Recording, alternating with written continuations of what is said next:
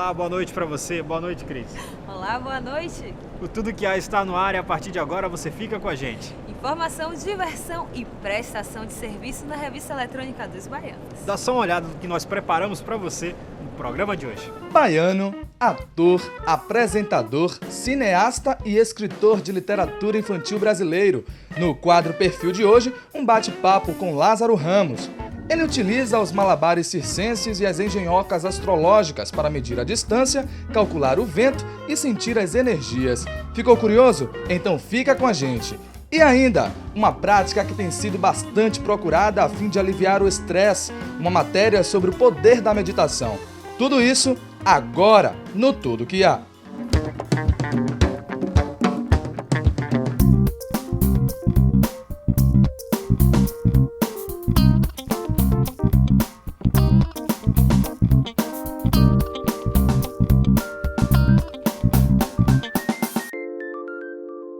Você já sabe que a nossa revista é participativa e que precisamos de você para que ela funcione. Através do nosso canal de comunicação você pode mandar dicas, sugestões e elogios, claro, se você achar que a gente merece. Anota aí, pautalivre@recebejovem.com. Tem também a nossa página no Facebook, por onde você fica por dentro de fotos e vídeos aí que nós postamos durante as nossas gravações. E por último, o nosso canal no YouTube, onde você pode ver e rever os nossos programas quando e na hora que você quiser. No mês em que comemoramos o Dia do Escritor, diversas atividades têm acontecido na cidade com esta temática. São saraus de poesia, sessões de cinema, espetáculos musicais, teatro, exposições, enfim, uma programação rica aí para você poder fazer o seu roteiro para o fim de semana, que você pode estar conferindo a programação completa no nosso portal que está aparecendo aqui na sua tela. E nós do Tudo Que Há também vamos dar aí a nossa contribuição.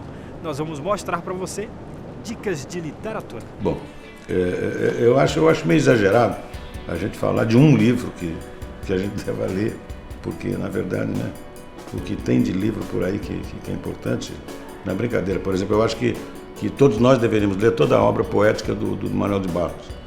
Acho que ler o Manuel de Barros é entender a vida, entendeu? Uma lição de vida. Agora, eu separei esse livro aqui pelo seguinte motivo.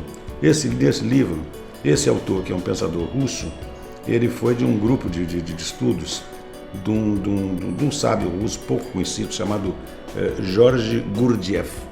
Esse Gurdjieff, no início do século passado, ele andou fazendo pesquisas nos templos antigos, na Mesopotâmia, no Egito, etc. E esse camarada encontrou lá fragmentos de um símbolo que ele começou a estudar. E lá pelas tantas ele percebeu que naquilo estava resumido toda uma maneira de ver o mundo. Entende? E o Gurdjieff começou a trabalhar sobre isso. Esses estudos são conhecidos como os estudos sobre o Enneagrama. E as ideias dele, o mais curioso, é que foram criadas há mais de 5.000 anos, essas ideias que ele consegue resgatar. E, no entanto, elas estão perfeitamente de acordo, por exemplo, com a física quântica. Com tudo que está... O que há de mais moderno hoje no pensamento está lá. Ou seja, já foi dito 5.000 anos antes aquilo. Entendeu? E a minha maneira de trabalhar, por exemplo, o roteiro de cinema, as minhas oficinas de roteiro, mudaram depois que eu comecei a trabalhar com essas ideias do Gurdjieff sobre o Enneagrama. E esse livro aqui, ele é muito revelador, esse livro. Ele é bom porque ele futuca a cabeça da gente. Ele te enche de dúvidas e mostra para você que a gente não sabe nada do que pensa que sabe. E aí a gente começa a descobrir outras coisas que a gente não tinha visto. Então eu recomendo muito esse livro, recomendo muito. Continue junto com a gente porque ainda hoje você vai ver Do Pelourinho para o Mundo, um bate-papo muito bacana com o ator Lázaro Ramos. E já na volta do intervalo, que tal tirar um tempo para relaxar um pouco, hein? É já.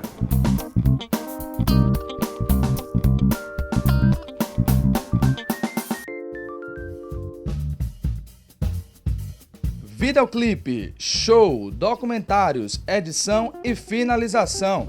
Com equipamentos de última geração, a Produtora Social leva até você a maior e melhor qualidade de áudio e vídeo. Tudo em alta definição. Produtora Social, o seu sonho audiovisual virando realidade. Telefones 3266-5607, 3266-5607.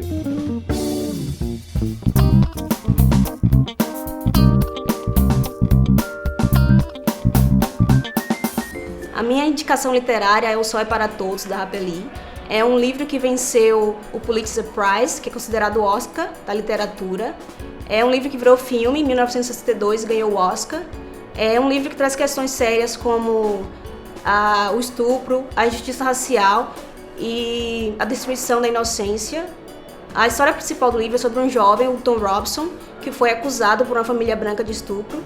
E o personagem principal, o Atticus Finch, vira advogado desse jovem e é odiado pela comunidade por ter aceito um caso de um negro sobre uma família branca. Então o personagem principal, o Atticus, ele é bem isso pra mim. Ele é um homem com humanidade que seus valores não mudam independente de raça ou credo ou qualquer coisa. Ele é bem fixo no que ele segue pela vida dele, no que ele aprendeu dos pais. Então, por isso que eu indico ele, é um livro que todos deveriam ler. E a gente aprende muito com a filha dele também, que é uma das personagens principais na história, que é a Scout. Então, eu indico muito para crianças, para adultos, todos deveriam ler. Esse livro aqui está em inglês, mas ele tem a versão portuguesa, que é O Sol é para Todos. Como você já sabe, estamos rodando aqui direto da Biblioteca Pública do Estado da Bahia e quem nos recebeu foi o Fidelis Tavares. Ele é o coordenador do Viva, Núcleo de Produção Cultural aqui da biblioteca. Tudo bom, Fidelis? Tudo bem. Seja bem-vindo ao nosso Tudo Que Há. Então, primeiro falar desse núcleo, né? Porque estamos falando de uma biblioteca, mas que ela funciona para outras funções a serviço da comunidade do estado em si, né? É verdade, né? A biblioteca criou esse núcleo de produção cultural já, se eu não me engano, desde 2009, eu estou aqui desde 2012, mais ou menos. E de lá para cá são muitas as atividades culturais que a gente desenvolve no núcleo, né? Desde da lavagem da biblioteca pública, que acontece em novembro, no dia 5 de novembro, que é o Dia Nacional da Cultura, até atividades corriqueiras, como exposições, peças de teatro, entre outras atividades culturais aqui na biblioteca. A ideia é movimentar a biblioteca e torná-la mais viva, né? Então é bacana, gente. Vocês que estão em casa, que quer participar de alguma programação cultural, é só ficar ligado. Onde é que as pessoas podem acessar a programação que vai estar acontecendo aqui? Bom, pode entrar no site da Fundação Pedro Calmon, tá? É o www.fpc.ba.gov.br.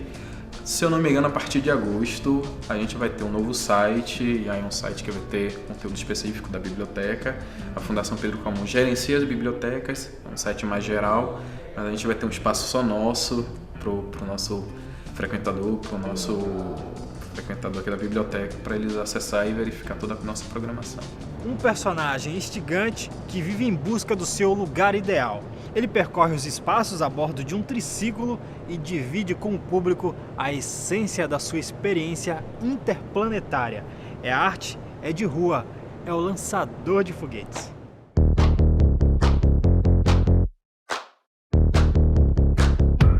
Ele anda à procura de um lugar ideal.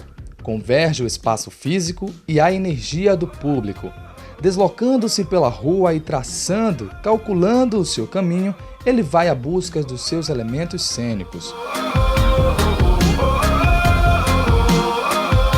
Bom, nós somos um grupo que tem 27 anos e a gente escolheu a rua como o espaço onde a gente queria desenvolver o nosso trabalho e onde a gente queria se comunicar. A rua é o espaço mais democrático, né, que existe, é um espaço onde todos e todas podem se encontrar, indiferente de raça, de religião, de comportamento social, né? A praça congrega todo mundo, né? E as pessoas têm liberdade de parar, assistir, se não gostar, sair, né? Então é um espaço que a gente também encontrou para desenvolver essa nossa linguagem, né? Que é a linguagem com tractanas, né?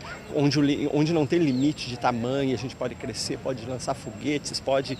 Então é um espaço nobre e é um espaço onde a gente pode, que nem hoje, assim, tá misturado no urbano, né? Nas coisas que tem nesse espaço. Então o nosso cenário é esse grande cenário da rua.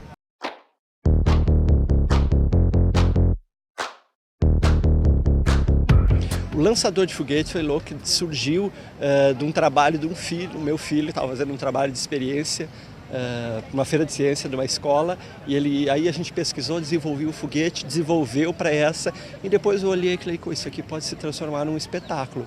E aí peguei a ideia do lançador de foguete, que a gente queria trabalhar um pouco das questões da física, que a gente mistura isso, né, da matemática, que é os malabares, e levar isso também, misturar isso com a arte e ver o que dava, né? Então é muito interessante, que é um espetáculo que atrai muitos jovens, né, as crianças, mas muito jovem porque tem o virtuosismo das técnicas circense, do diablo, e tem também a questão da física, né, essas questões interessantes em cima de um personagem que traz um pouco da coisa dessa coisa steampunk, né? É um espetáculo, é um cientista que veio para a rua, é dar essa confusão, assim, as pessoas vão se atraindo por essa curiosidade de tentar descobrir o que é isso afinal. E dentro desse espectro que eu trabalho, assim, buscando pela curiosidade que as pessoas vão tendo, eu vou ganhando elas, vou trazendo elas para seguir uma jornada em que elas são importantes. Luciano Wieser, e eu me considero um artista.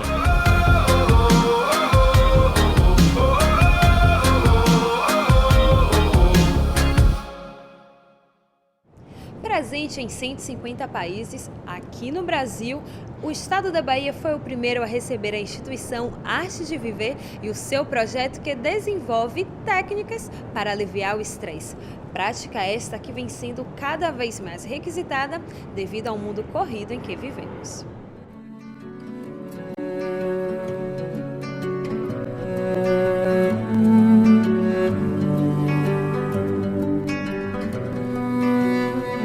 Ar, árvores, flores, o som das águas, o som das aves, silêncio, tranquilidade, concentração. Tudo isso cooperam para nos desligar dos problemas e fazer uma viagem para dentro de nós. Mas será possível esquecer o mundo externo, se concentrar e meditar estando dentro de uma cidade grande, circundada por ruídos, poluição, sem contar com o corre-corre do dia a dia e o estresse? Olga Gonzalez, instrutora da instituição, garante que sim. Confusão, barulho, com a prática principalmente, se você já tem a técnica, à medida que você vai praticando, vai ficando mais fácil você se relaxar meditando, mesmo que o ambiente do lado de fora pareça que não é propício. Ele tem os benefícios físicos, né? Quando você medita, todo o seu metabolismo, ele entra em descanso. Você está aqui vivo, no entanto, seu coração bate mais devagar. Tudo fica em repouso, mais do que se a gente estivesse dormindo. Marcela Barros, advogada, iniciante na prática da meditação, começou em casa, mas sentiu a necessidade de buscar um espaço com pessoas capacitadas. Mas por que mesmo, Marcela? Eu tinha feito em casa, sem instrução, tinha sentido já alguma coisa e acho que hoje foi muito bom. Tive a sensação maior e quero continuar. Então, o corpo já também pode eliminar toxinas do estresse através da meditação. E emocionais, com certeza, porque você fica mais calmo, você consegue lidar melhor com as emoções negativas. E mental, posso dizer que você fica com a mente mais aguçada, você fica com o intelecto mais aguçado. Tem muitas pessoas que praticam, inclusive, dizem assim, poxa, agora eu estou me sentindo mais inteligente. Na verdade, a sensação é de transcendência. A gente sai do aqui e agora, volta, se projeta para o seu interior e, em alguns momentos, consegue fazer até um desdobramento de consciência, que é sair do seu próprio corpo e passear pelo universo. A prática foi na época de um estresse muito grande do doutorado, então eu tinha que fazer um resumo de um livro por semana, e aí era muito estresse, trabalhava como procurador, dava aula, e ainda era pai de 2 filhos gêmeos, então era muito difícil. Na verdade, eu não mudei substancialmente, eu aperfeiçoei. Então eu já fazia uma alimentação natural, mas ainda com uso de proteína animal. Então eu passei 5 dias aqui só vegano, né, e senti realmente uma desintoxicação muito forte, né, e um bem-estar também, porque a ausência de carne facilita aí muito a transcendência, né, então você consegue meditar melhor, você consegue respirar melhor e consegue ter uma purificação do seu organismo. A instituição Arte de Viver é uma organização humanitária e educacional, sem fins lucrativos, engajada em iniciativas de controle do estresse e serviços sociais. A organização opera globalmente em mais de 152 países. Pessoas com diversos problemas procuram o centro a fim de praticar a meditação, em busca de encontrar a paz interior e a tranquilidade para viver. E eu queria falar sobre um livro que marcou a minha vida. O livro se chama Uma Aprendizagem, um Livro dos Prazeres, de Clarice Lispector. Esse foi o primeiro livro de Clarice que eu li. Eu era 5ª série, eu tinha cerca de 10 anos. E esse livro fala sobre um romance, mas o jeito que ele é escrito é muito especial. Para vocês entenderem, o livro começa com uma vírgula. Então é como se fosse uma história que você pega no meio e você termina também sem entender direito o que aconteceu. Mas você reflete muito e você passa pela jornada junto com a personagem. Esse é um livro que eu sempre releio. Recentemente eu reli também e ainda tem muito a ver comigo, muito a ver. Eu sempre aprendo quando eu releio esse livro. E ele também foi quando começou a minha paixão por Clarice. Então depois desse eu comecei a ler vários outros. Eu tenho cerca de 11 livros de Clarice, sempre comprando mais, que é uma escritora que eu admiro muito. Se você quer ler alguma coisa, lê Uma Aprendizagem dos Prazeres de Clarice Lispector, você vai gostar. O Tudo Que Há vai fazer um rápido intervalo e já já voltamos. Não sai daí.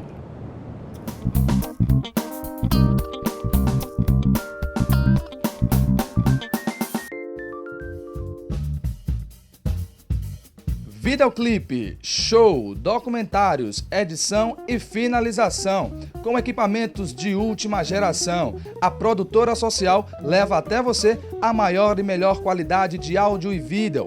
Tudo em alta definição. Produtora Social, o seu sonho audiovisual virando realidade. Telefones 3266-5607. 3266-5607.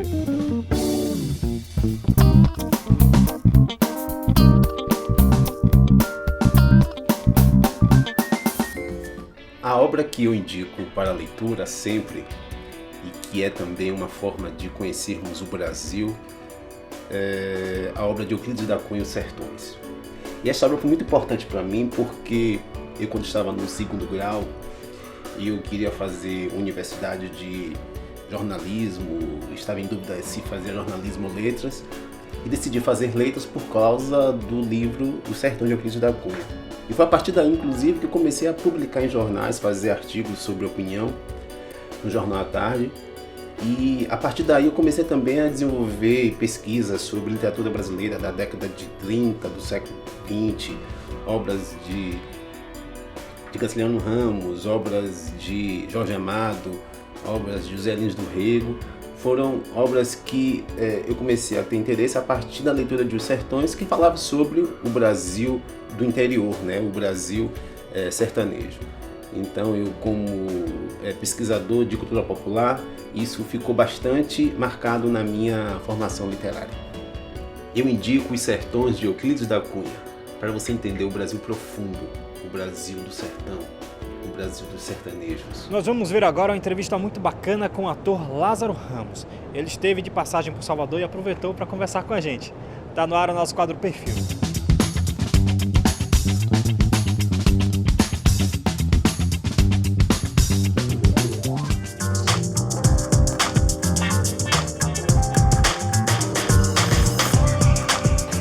Nosso quadro Perfil de hoje tem a visita ilustre de nada mais nada menos que Lázaro Ramos. Tudo bom, Lázaro? Tudo ótimo. Melhor agora que estou aqui com você, batendo papo. Bacana.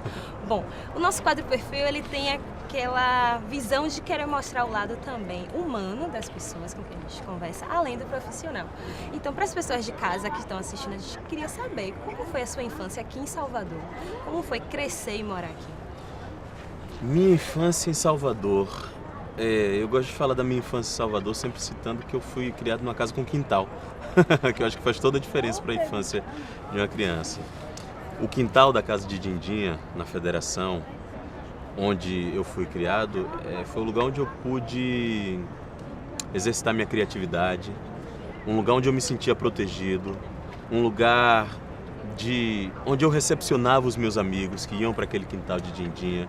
Então eu estava sempre interagindo com meus amigos do colégio, com meus primos.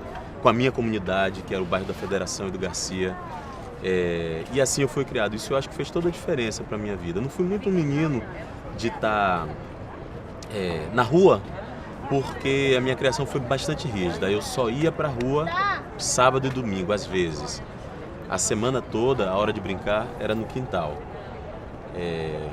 Mas foi uma infância que eu acho que foi muito legal, porque foi uma infância repleta de carinho, dado pela minha família, e repleta de mensagens de autoestima, que eu acho que isso faz toda a diferença. E é muito importante para uma criança negra, como eu fui, ter uma família que dizia assim o tempo todo: você é capaz, você é possível, você é bonito.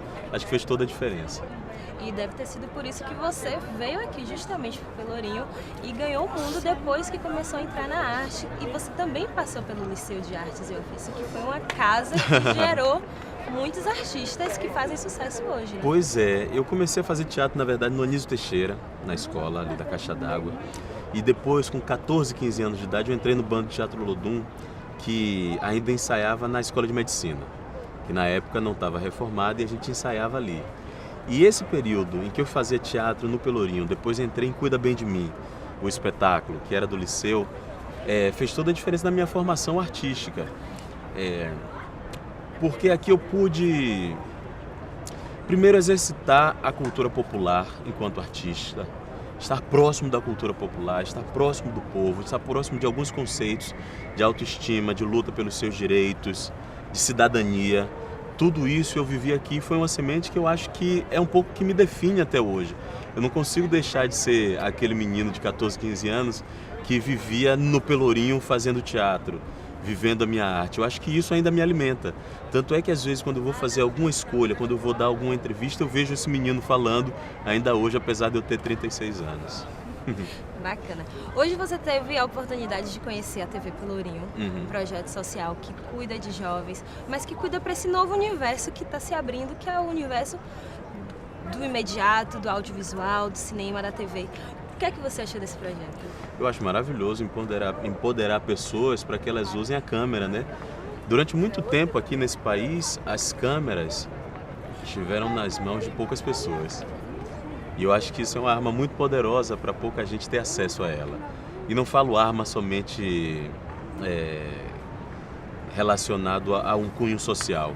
Falo arma também enquanto produção de arte, produção de entretenimento e também como arma de transformação social. Eu acho que é maravilhoso a gente poder dar ferramentas para outros jovens conseguirem lidar com esse mecanismo que é transformador, sim, e que é de muita responsabilidade. Porque a gente está aqui produzindo informação, dando informação, educando o olhar das pessoas para novos olhares, para novas perspectivas. Então, quando você tem uma diversidade maior de pessoas com o microfone na mão, eu acho que o mundo fica mais legal.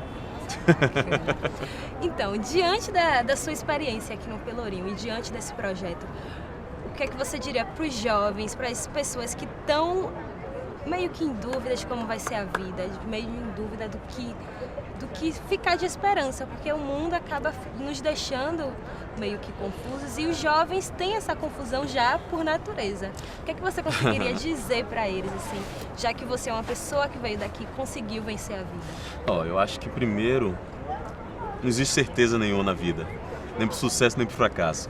O não a gente já tem, então a gente tem que meter as caras e acreditar nos nossos sonhos e batalhar para realizá-los. O Zósimo Bulbul, grande ator, grande cineasta, negro, brasileiro, uma vez me disse, quando eu fui entrevistar ele falou assim: você está fazendo uma entrevista, né? Que legal, olha essa câmera, isso é uma arma, use-a. Eu acho que hoje em dia a gente tem vários mecanismos, a gente está num mundo em transformação, o jovem está em transformação e em formação e precisa saber que as armas todas estão aí, que ele pode usar várias delas. E tem um negócio também legal que eu gosto muito de dizer, que é assim, às vezes as pessoas dizem: menino, vai procurar seu lugar. Então eu acho que é isso, o seu lugar é onde você sonhar estar. Então o limite às vezes é você mesmo que dá, então vai sonhando que vai realizar sim, com certeza. Dificuldade tem? Tem. Claro que tem. Nem tudo é um mar de rosas. Mas ao mesmo tempo é isso. O não a gente já tem, então vamos em busca do sim. Bacana. Muito obrigada, Lázaro. Obrigado a você. Obrigada. Valeu, obrigadão. Sim, eu acho que o escritor, antes de escrever qualquer coisa, ele tem que passar por uma pesquisa, por uma vivência, né? E o que Martim Barbero faz é isso.